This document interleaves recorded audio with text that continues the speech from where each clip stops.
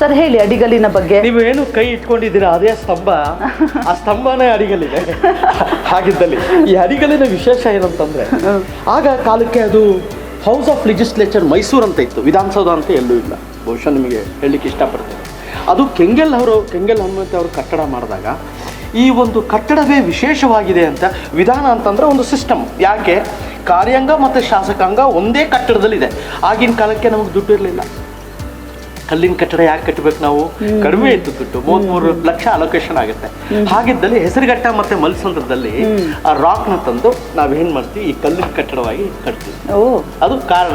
ಆವತ್ತು ಈ ಒಂದು ಶಿಲಾನ್ಯಾಸನೆ ನಾವು ಜವಾಹರ್ಲಾಲ್ ನೆಹರು ಅವರು, ನೀವು ಹಿಂದೆ 70 ವರ್ಷದ ಹಿಂದೆ ಹೋಗಿದ್ವಿ ತಾವು, ದಯವಿಟ್ಟು 13ನೇ ತಾರೀಕು ಬಂದು ಆ ಶಿಲೆಯನ್ನು ಸ್ಥಾಪನೆ, ಜುಲೈ 13, 1951. ಆವಾಗ ಕೆ.ಸಿ. ರೆಡ್ಡಿ ಮುಖ್ಯಮಂತ್ರಿ ಇರ್ತಾರೆ ಜೊತೆಗೆ, ಅವ್ರ ಹೆಸರು ಹಾಕೊಳಲ್ಲ. ಅಂದ್ರೆ ಎಷ್ಟು ನಿಸ್ವಾರ್ಥದಿಂದ ಕೆಲಸ ಮಾಡ್ತಾ ಇದ್ರು ಅನ್ನೋದು ಒಂದು ಉದಾಹರಣೆ. ಅಂದ್ರೆ ಈ ಕಟ್ಟಡಕ್ಕೆ ಹಲವಾರು ಜನ ಸ್ಯಾಕ್ರಿಫೈಸ್ ಮಾಡಿದ್ದಾರೆ, ಹಲವಾರು ಜನ ತ್ಯಾಗ ಮಾಡಿದ್ದಾರೆ ಅಂತ ಕಟ್ಟಡಕ್ಕೆ ಇದು. ಅದಕ್ಕೆ ಭವ್ಯವಾಗಿರತಕ್ಕಂಥ ಕಟ್ಟಡ. ಆಮೇಲೆ ಕೆಂಗಲ್ ಹನುಮಂತ ಅವರು ಇದು ಬಹಳ ನೆಚ್ಚಿನ ಕಟ್ಟಡ ಆಗಿದೆ.